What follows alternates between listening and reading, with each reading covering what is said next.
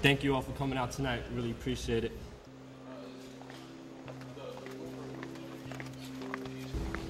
My friends were knowingly lied to on 9/11 about the air quality.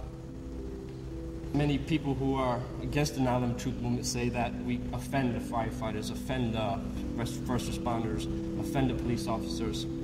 These people are on our side. They know what's going on.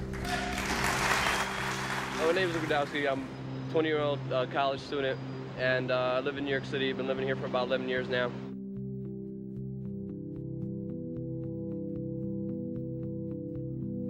The first person that I knew that was sick was David Miller, and I think I've been knowing him for about 3 years, 3.5 years for now. He came down to our events at this church that we used to hold, and he just came down there with his breathing machine, and the guy was just sick. The guy's losing his teeth. Seeing him, that he's literally coughing up blood, like a whole chunks of blood and dirt and filth. It's like wow, man. Like, if this could be done to a national hero, a guy who fought in Iraq, it could be done to everybody.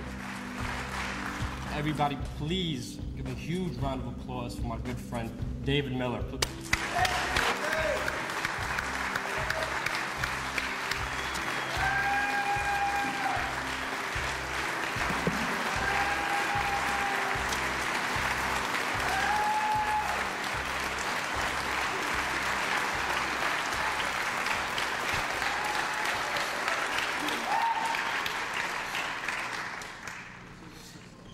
My name's David Miller.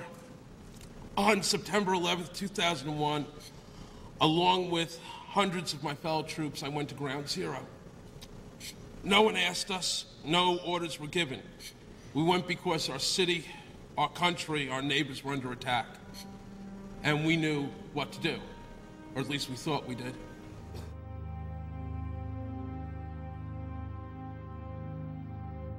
On September 13th, we marched back in groups of 2s and 3s at first, and then dozens until there must have been more than 200 of us, carrying ropes, ladders, tools of every kind, back into the smoke and the poison and rubble, where we reached an intersection with hundreds of civilians cheering us on. Our uniforms were torn and soiled. Our resolve was simple: to stay and dig as long as we had any hope to save anybody.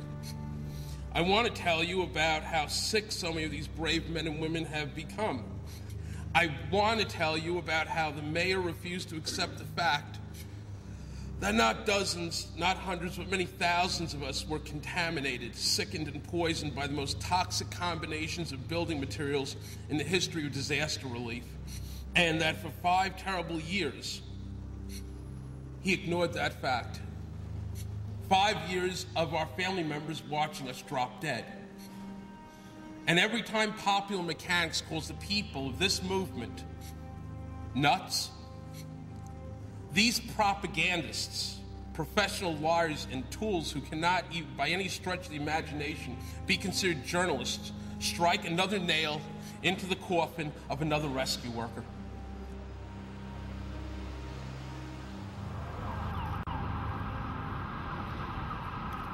We Are Change was started after the 9/11/06 event here in New York City.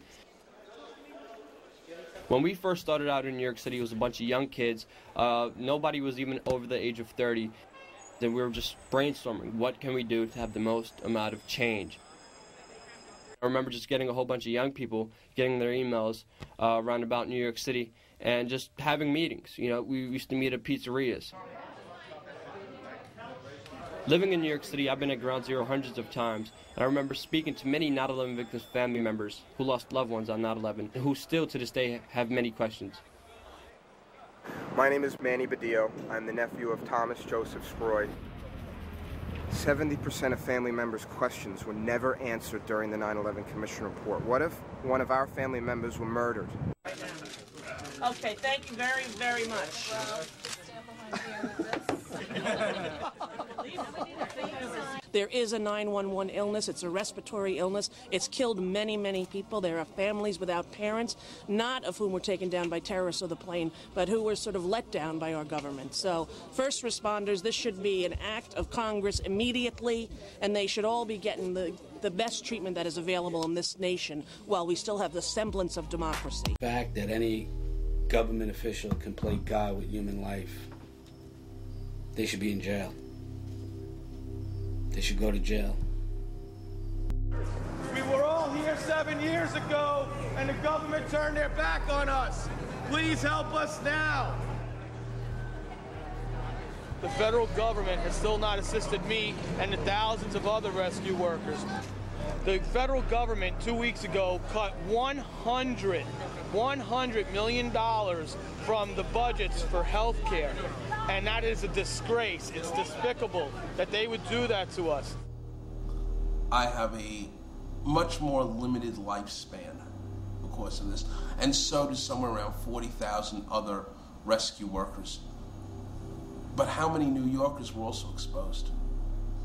Where'd all that dust from the roofs go? This could be one of the greatest public health disasters in history. With AIDS and hepatitis C and cancer and heart disease, we don't need that. Christy Todd Whitman testified in front of Congress that the air was safe. Is that why, when I had a lung test 2 weeks ago, they found black fluid in my left lung? Is that why my right lung is full of blood right now? Is that why I take 18 medications, because the air was safe? The Mount Sinai study proves into every clinician in the country, and to every governing medical body in the United States, the Public Health Service, the EPA, everybody, that we were exposed to severe levels of toxicity. The fact that no one's ever really been investigated for 9/11 or put in jail is still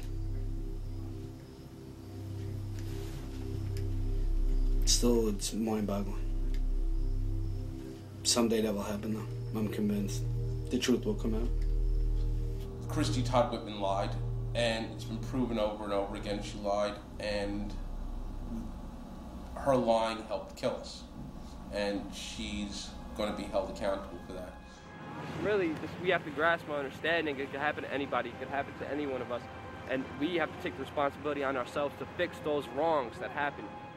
The only way I could see us getting New York City back and us fulfilling the void that we have here is when the family members have all their questions answered, and when all the 50,000 first responders have the proper medical care and proper unemployment benefits that they deserve. That's the only way we could take the city back and get rid of that void that's in there. Because every time I pass by on a highway, every time I see the skyline without the towers there, it's a void and it pisses me off, and every time I get angry.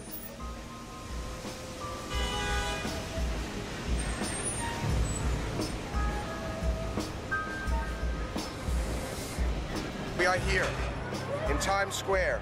Many people from other countries are here with us, know a lot about what's happening. The American public is still learning. Would you support a new investigation on 9/11? You know, that's like, you know, that they don't investigate themselves in this country. Those people, there would be a wipeout. It would be like the Kennedy thing. It would be like everything.